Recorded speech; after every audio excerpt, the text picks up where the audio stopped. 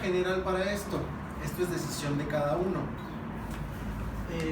Yo lo acomodo así porque es el acomodo de Aristóteles. Sin embargo, en la práctica, yo he optado primero por destruir los argumentos del otro y luego dar mis argumentos. No quiere decir que eso sea lo ideal, quiere decir que es mi estilo.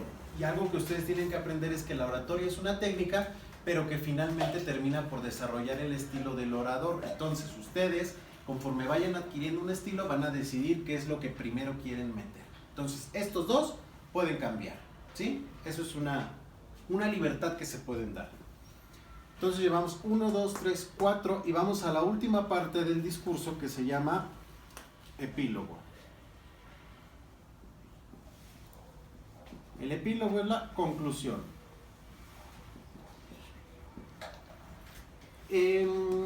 Esta parte se puede o no dividir en dos. Yo sé que es medio complicado que se divide y se divide y se divide y se divide, pero depende. ¿Por qué? Además del epílogo, en su manual lo van a encontrar junto, porque así se me hacía más fácil enseñárselos, pero ahorita en la clase se los divido para efectos de didácticos. El epílogo es la conclusión, es decir, en la conclusión yo estoy haciendo ¿qué? De este proceso dialéctico, la síntesis, estoy llegando a una conclusión. De los argumentos esgrimidos anteriormente, yo concluyo que el cambio climático sí existe. Esa es mi síntesis, es mi conclusión. La peroración va a ser una conclusión dramática. No podemos hablar de peroración si no hay drama.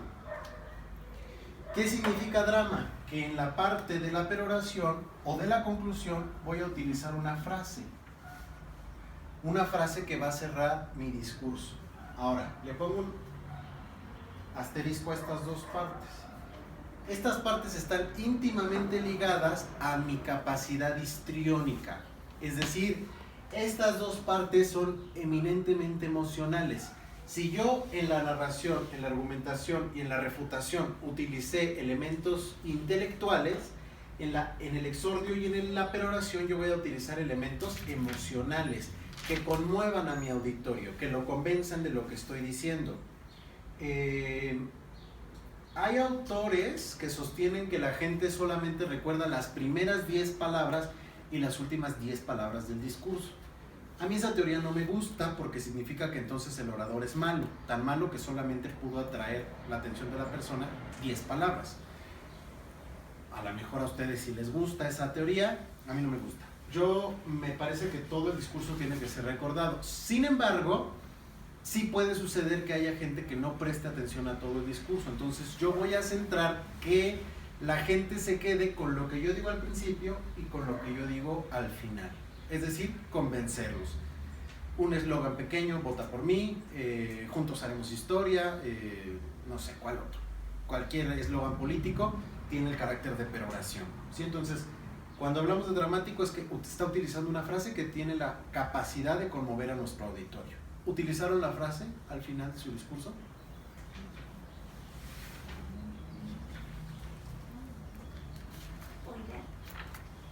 Puede ser una idea. Puede ser la acción que vimos. El accio es una parte dentro de la creación del discurso que tiende a planear una estrategia para que la gente haga algo que yo le estoy diciendo. ¿Cómo se hace? A través de la peroración, es decir, a través de la frase dramática que los convence de hacerlo, o a través de la conclusión. Depende mucho el estilo de discurso que yo estoy usando. Yo a lo mejor puedo ser un erudito de las ciencias y no quiero usar partes dramáticas, entonces solamente voy a utilizar el epílogo, donde mi conclusión va a ser completamente científica. Eso sirve dentro de la retórica, pero si somos realistas en la realidad, si somos realistas en la práctica, es mejor ser dramático que ser más científico. Obviamente depende del ámbito en el que me esté desarrollando. No puedo ir a un congreso de médicos a ser dramático. O sea, sí puedo, pero lo mejor es manifestar ideas científicas. ¿Dudas hasta aquí? ¿Está enredado? Pues está fácil.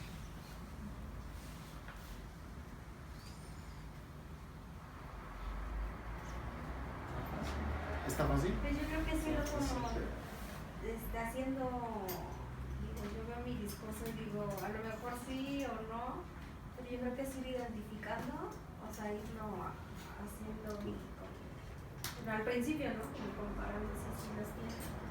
Consejo, utilicen esto como un esqueleto. Hagan su discurso, no sé si lo hicieron primero a mano, primero a computadora, anoten. Exordio, narración, argumentación, refutación, epílogo, peroración y váyanlo rellenando nada más como si fuera un formato, ¿sí? De esa manera no se pierden. Esa es una forma sencilla para empezar. Se complica ya cuando vamos más adelantados en oratoria y entonces mezclamos todo, ¿sí? Ya hagan de cuenta como que lo echas a la licuadora, lo bates y sale una mezcla. Obviamente se tienen que mantener, bueno, no tanto porque en la licuadora se pierde todo, pero más como un procesador de alimentos donde se quedan los pedacitos, más o menos así tiene que ser.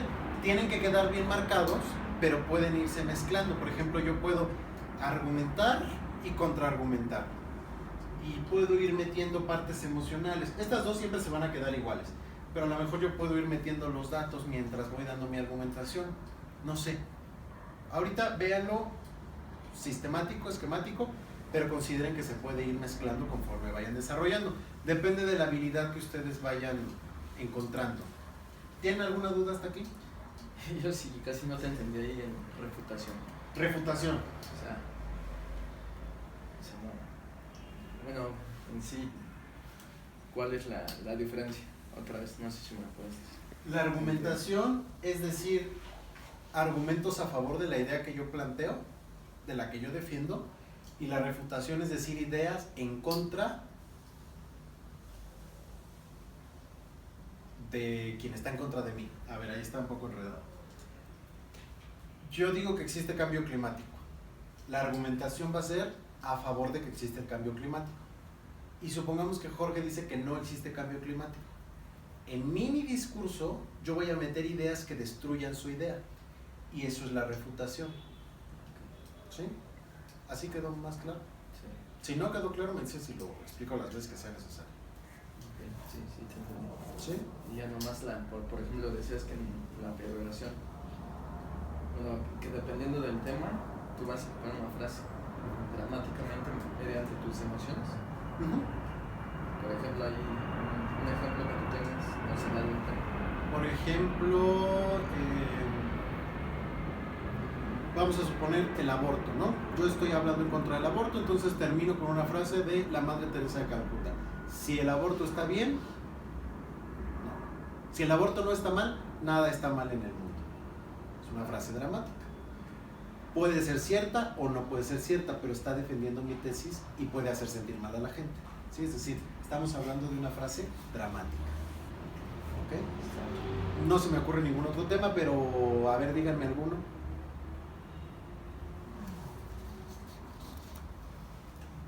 Bueno, es lo que decías hace rato de, por ejemplo, del cambio climático, de imagínate que tus hijos tengan que usar una mascarilla para poder vivir, ¿no? Esas frases dramáticas las vamos a usar al principio y al final, ¿sí? Obviamente tienen que ver con el tema. ¿Sí queda claro eso? Sí. Si optamos por la peroración, si optamos únicamente por concluir el tema, no usamos frase, pero eso depende de cada uno de ustedes. ¿Qué es lo que yo recomiendo? Siempre iniciar y siempre terminar con una frase. Primero, porque así es como se desarrolla en la práctica. Si ustedes van a un congreso de oratoria o alguna de esas cosas, así lo van a encontrar manifestado siempre. Y segundo, porque siempre utilizar el elemento emocional ayuda mucho a defender nuestra postura. ¿Sí? ¿Dudas hasta aquí? Sí. Entonces, ¿un ensayo es lo mismo que un discurso? El ensayo, la característica que tiene es el desarrollo libre de una idea.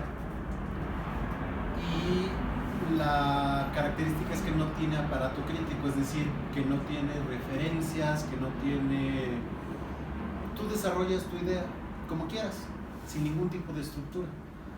Normalmente comienza con una pregunta y no tiene referencias a algo más. Los ensayos normalmente son sobre ideas.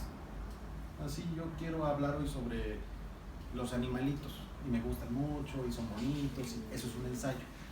La diferencia con un discurso es que el discurso sí puede tener aparato crítico, bueno, no en el estricto sentido, pero sí tiene que tener referencias a, por ejemplo, estadísticas, estudios, autores, sí tiene que mantenerlo para poder sustentar la argumentación. Un ensayo no lleva argumentación normalmente, un discurso sí. Entonces me lo manejaron mal toda la carrera. Porque según yo hacía ensayos sobre un tema en específico y los hacía así como dices. Ajá. Entonces, la diferencia es que el discurso no es un género literario. Es decir, el discurso tiene la función de ser verbal. Y entonces, cuando hablamos de un discurso, hablamos verbalizado. Nosotros lo estamos manejando escrito porque es nuestro primer acercamiento, pero el discurso tiene la característica de ser verbal. El ensayo no se lee ante nadie. Normalmente tiene una difusión o una publicación en algún medio, el que sea, pero no se va a leer, sobre todo porque el ensayo tiene una extensión más o menos ya marcada de cierto número de páginas, normalmente excede de las 10 páginas. Un discurso no tiene por qué exceder de las 10 páginas. Lo máximo que puede haber un discurso es de 4 o 5 páginas, 6 ya si de plano quieres matar a alguien, pero no puede ser más largo un discurso, y un ensayo sí. pero hace rato dijiste que un discurso puede durar hasta 4 o 5 horas, ¿no? Ah, sí, pero esos discursos se llaman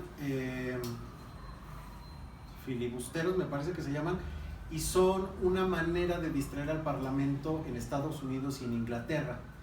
Y esa función tiene más bien esos discursos tienen la función de distraer al Parlamento para que no aprueben determinadas leyes. Entonces se sube una persona al estrado y ya no se calla nunca, y puede estar ahí 5 o 6 horas, y con eso el Parlamento no puede aprobar una ley.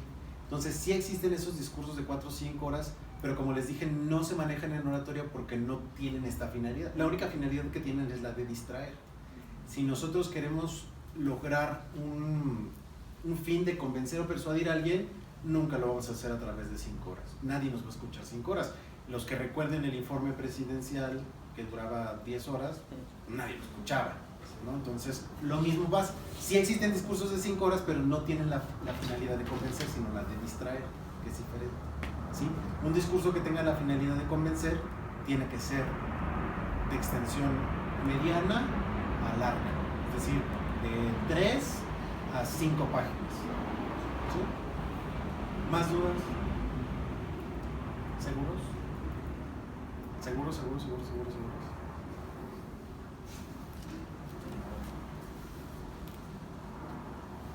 Saquen todas sus dudas, ¿no? Bueno. Más adelante vamos a ver la forma de crear el argumento, ya cuando lleguemos a la parte de argumentación. Mientras tanto, ¿esto es suficiente para que ustedes argumenten? ¿Sí?